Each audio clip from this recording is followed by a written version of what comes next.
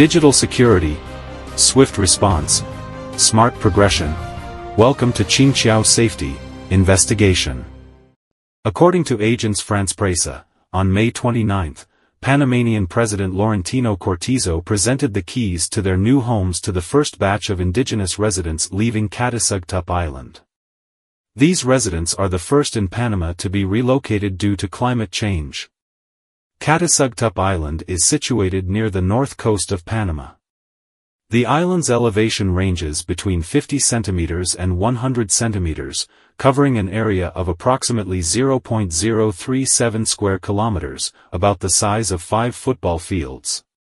It is one of the 49 inhabited islands in Panama. The island is home to fewer than 1,000 indigenous people living in simple, densely packed mud houses, some on stilts over the sea. The island lacks clean drinking water, adequate sanitation facilities, and reliable electricity.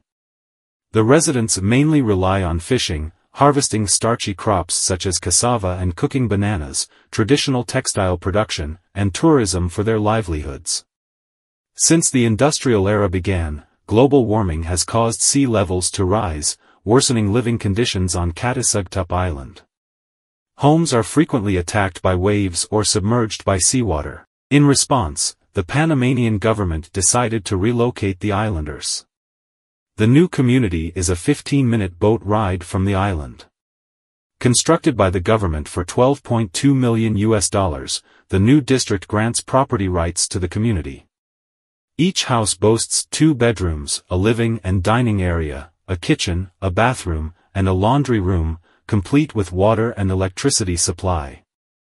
Additionally, the community features public cultural spaces and facilities for disabled individuals. Panamanian President Laurentino Cortizo emphasized that the world is facing a climate crisis and pledged that the authorities will do their utmost to protect the people's living environment. The former residents of Katisugatup Island, now relocated to the new community, expressed their happiness, noting that their new homes are much better than the crowded conditions on the island. They are hopeful for their future and grateful to the Panamanian government for its support and care. Although there are no authoritative statistics on the number of people living on small islands globally, it is clear that these residents are among the first to suffer from rising sea levels. Seawater floods their homes and erodes basic living facilities, making it impossible for them to continue living there. The United Nations Environment Program has praised Panama's relocation plan as a proactive measure to combat the climate crisis. Before this, Tuvalu, which also suffers from rising sea levels like the indigenous people of Katisugatup Island in Panama, launched a climate refuge treaty with Australia. Under this treaty, Australia promised to allow a certain number of Tuvalu citizens to immigrate annually and granted them special rights to live and work in Australia. This agreement represents the world's first immigration treaty focused on climate and security.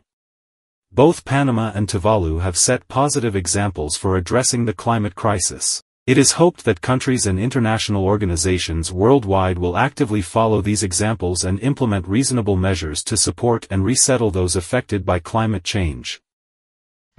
Tune in at 6 a.m. from Monday to Friday for Qingqiao Safety Investigation for your daily safety updates.